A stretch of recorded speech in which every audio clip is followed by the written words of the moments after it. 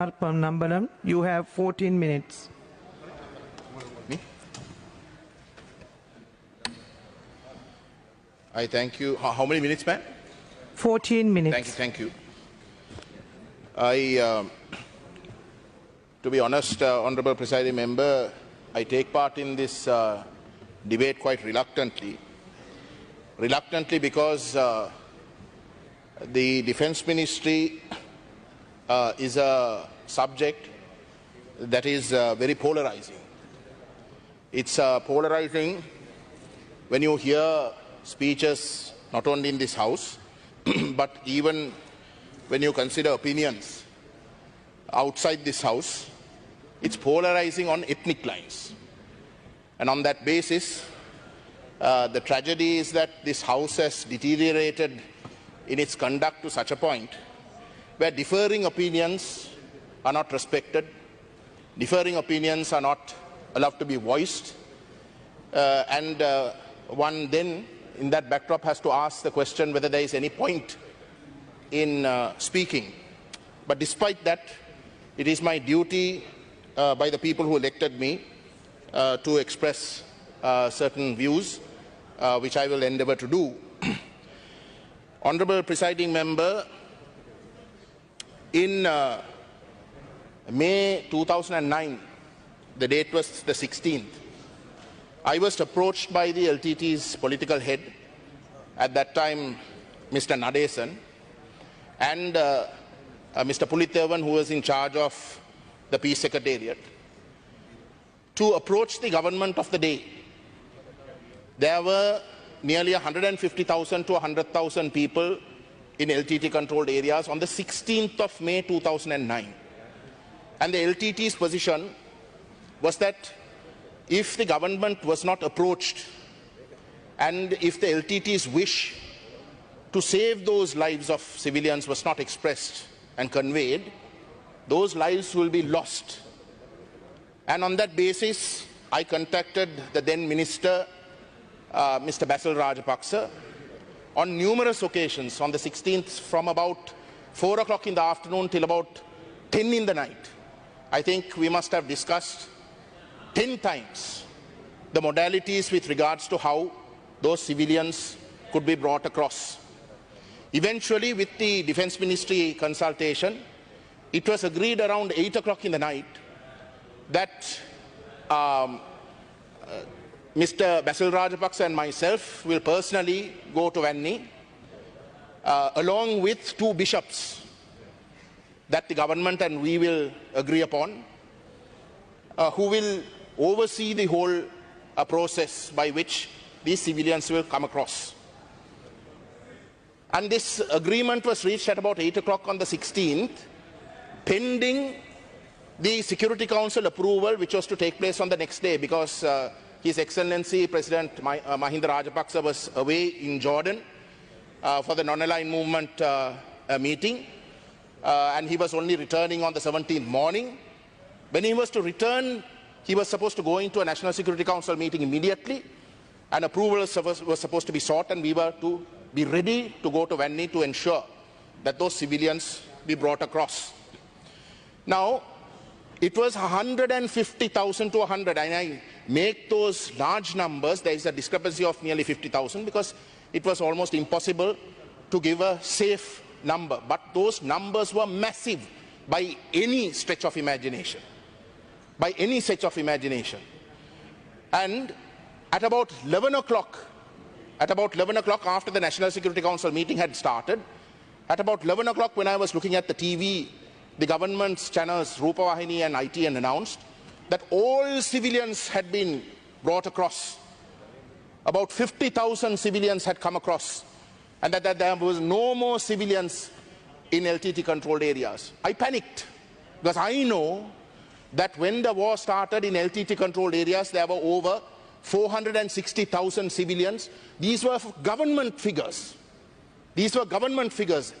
And gradually, from people coming out, as well as deaths, the calculations made by not only the TNA, but all other responsible institutions that were monitoring the war, knew that the numbers, even at the very end, were large. The Honorable Sarath Veerasekara the other day asked, where was I? That was my job. I was a member of parliament at that time, and I was trying to in some way use my privileges as a member of parliament and my contacts with the government to try and safeguard those civilians. The LTT was willing to allow them to be brought across. But that did not happen. That did not happen. From the inception of the war, please don't disturb, Honourable Minister. Please don't disturb. I only have a very short time. I'm trying. Now the thing is this. The thing is this, when you are trying to mislead this when you are trying to mislead this assembly, no, you can't mislead them because the entire nation is listening. When you are trying to mislead, it is my duty, being an officer in the war, right? It is my duty to tell you that, correct it. And about 300,000 people were used as human shield by Prabhakaran. Are you going to dispute that fact? Are you going to dispute that fact? Right. So you are telling lies. Yes, Mr. Ponnambalam, you can continue with your speech. In my submissions, you must not disturb me like this. Be responsible, please. Yes, Mr. Sanath Fonseka. I am not arguing with you. I am giving you some more details. 19th April, we attacked the LTT line at Pudumatalan, took 120,000 civilians out. They are all recorded everything. Hold on. Then on the, let me finish. Listen. 16 night. Again, May. Yes, Honourable Member Ponnambalam, you can continue with your speech. If this is going to happen, then I might as well stop speaking. If you are going to allow these members to disturb me, we are running short of time. Yes, you can finish it in a jiffy. Yes. There is yes, no Mr. point in allowing me to speak in this way. All right, Mr. Sanath Fonseka. 16 night, nobody came, you never came. Army attacked the Mulatiu line and took 85,000 out. Yes. So these are the facts. Right, Mr. Ponnambalam, you can continue with your speech. So 460,000 more civilians were in LTT controlled areas when this war began. But the government from the very inception was saying that there were only 70,000 civilians in LTT controlled areas. You can't deny that. Food and medicine was sent for only 70,000 people. Only 70,000 people, Honourable Chairperson. That is the truth. That is what the government did. And eventually 320,000 people came out. They were kept in Manik Farm and various other places. So when you have a situation, Honourable Presiding Member, where a government lies about the numbers, where the government sends only a fraction of the population's worth of food and medicine in a war situation, what is the intention? Even on the 16th of May 2009, I personally am witness when I contacted the Honourable Basil Rajapaksa and conveyed to the government that the LTT was willing to lay down arms to allow the civilians across safely. That war was not stopped. What is the intention that you can derive from that? Isn't it the intention to destroy in whole or in part? Isn't it that the intention that is being demonstrated? This is the reality that is known to the Tamil people, Honourable Presiding Member. That is why I said this ministry is the most polarizing ministry to speak on. This is the reality that we live with, where over 164,000 people are unaccounted for. Unaccounted for. So when that is the situation, Honourable Presiding Member, a responsible government, today Honourable Member from the opposition stated that over 52 senior members of the military don't get visas to countries. Why? Why is it that members so senior are being denied visas? Isn't it the duty of the government, therefore, if these senior members in fact are innocent, to prove their innocence? Isn't it in your interest to do that? Isn't that what we are asking? Have an inquiry. Agree to an international inquiry. You have nothing to hide, then why do you shy away? Don't do that. Don't do that, because for as long as you shy away, Honorable member, LTT gave weapons to children, underage children, bombs and cyanide. Honorable Ponnambalam. So for as long as you shy away, not only will your own image in the eyes of the international community be run down, but you will continue to polarize society within this own country. The Defense Ministry, Honorable Presiding Member, is so polarized that as far as the Tamils are concerned, you should change the name of the ministry. The ministry should be called Tamil Genocide Ministry or Anti-Tamil Ministry. That is how we feel. That is how we feel. Why do you deny that? The Honorable Sarath Veerasekara, he is now in charge of police. He stands up in this court, in this house, and says that the honorable members of the TNA must be banned. He says that the honorable members of the TNA must be banned. Sumit Mantrituma. මන්ත්‍රීතුමිය මුරාසන සුඩ විශේෂයෙන්ම අපේ මන්ත්‍රීතුමා අදහස් දැක්වුවා මෙතන මේ අමාත්‍යාංශය දෙමළ ජාතිය ඝාතනය කරන අමාත්‍යාංශ නම් කරන්න ඕන කියලා. මෙතුමා සම්පූර්ණ ජාතිවාදීව පුරනවා. Ponnambalam මැතිතුමා ඔබතුමායි කතාව කරගෙන යන්න. The Honorable Sarath Veerasekara stood up shamelessly, a man who is in charge of policing. A minister stands up and says that the TNA must be banned. They must be thrown out of this house. Is this what a minister who is in charge of policing says?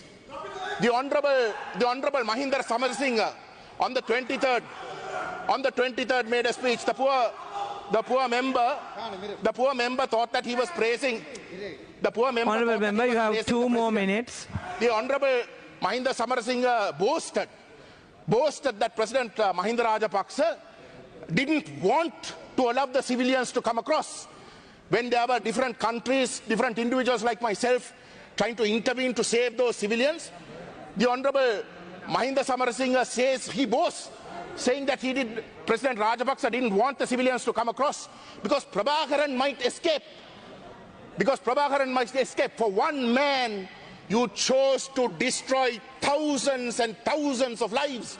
That is what is called war crimes. That is what is called genocide, where you choose to destroy the lives in whole or in part. For God's sake, Honorable Member, please, for God's sake, the future of this country is going to get an inheritance of this culture. That should not be allowed. There are senior members on this front bench. They are not racist. I know they are not racist. There are people who might have differing views. But at least they are not racist. But that cannot be said. That cannot be said of senior members who are being appointed today. And that too to appointments on security and on public security. Are you allowing this language? Are you allowing this language? These are hooligans, Honorable Member. These are not honorable members. These are hooligans. කරුණාකර මන්ත්‍රීතුමාලා එතුමාට කතාව කරගෙන යන්න ඉඩ දෙන්න. ඔබතුමාගේ අවසාන මිනිත්තුව කරුණාකර මන්ත්‍රීතුමාලා වාඩි වෙන්න. So it is on this basis, Honorable. ඔව් චාමර මන්ත්‍රීතුමා. දිවුරුන් දීලා තියෙන්නේ මෙතුමා දිවුරුන් දීලා තියෙන එක ගැන අපිට සැකයක් තියෙනවා. මොකද අපි දිවුරුන් දීලා තියෙන්නේ ඔක්කොම මේ රටේ දිවුරුන් දීමේ අපි කවුරුත් දිවුරුන් දීලා තියෙන මෙතුමා දීලා තියෙන දිවුරුම වෙන විදියකට. මේක මේ මහාර දිවුරුම මේ Honorable Ponnambalam, please continue with your speech. Give me some of. කරු මන්ත්‍රීතුමාලා එතුමාට කතාව කරගෙන යන්න එතුමාට තව මිනිත්තුවයි තියෙන්නේ. Madam, the TNA is willing to give me some of their time. I just want to make a few points. You call yourselves a defense ministry. Honorable Sridharan. You call yourselves a defense ministry for the whole country. Honorable Sridharan.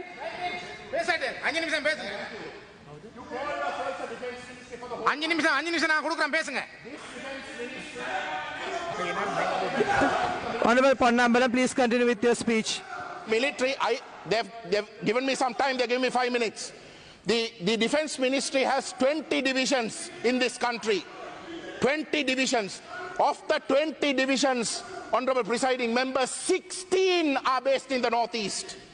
16 are based in the Northeast. There are 6 headquarters, 4 are based in the Northeast. Whose defense? Who is your enemy?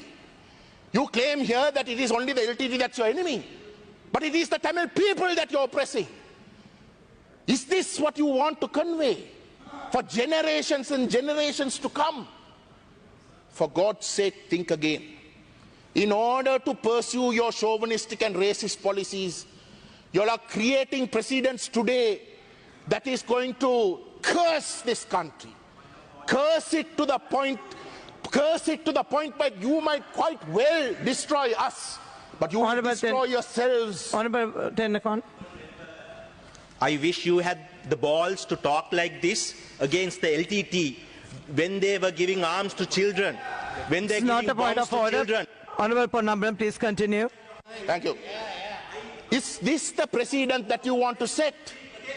Because when you set this precedent, today it's the Tamils. Today it's yesterday it was the Tamils. Today it's the Muslims. Tomorrow it will be your own. It will be your own because the people who you consider your competition, you will turn against them. That will turn against them. That is the reality. This is a downward spiral, Honorable Presiding Member. And if these members, and what I mean by these members is not the hooligans who sit at the back. If these senior members who have been in this house for decades, members who are responsible, members who have the intelligence to meet. Honorable Ponnambalam, you have only 2 more minutes. If these senior members fail in their duties today, as they are failing today, if they continue to fail like this, it is this country that will go to the dogs, that you can never prevent. I have been repeatedly stating, I am an individual who was born and bred in Colombo. My friends are Sinhalese. I grew up with the Sinhalese.